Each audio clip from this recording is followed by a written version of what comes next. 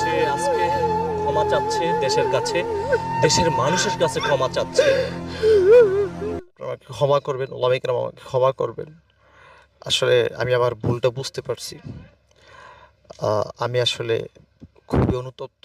আমি আল্লাহর কাছে তওবা করি, আল্লাহ তাআলা যাতে আমার গুনাহগুলো মাফ করে। এবং বিভিন্ন জায়গায় মানে মানুষের ভয়ে, বিভিন্ন জায়গায় মানুষের ভয়ে এলাকায় ঢুকতে পারে না, তাই বলে সে এভাবে মুখ দেখে ডেকে হাঁটতেছে। বুঝছেন বিষয়টা কোন পর্যায়ে দাঁড়াইছে?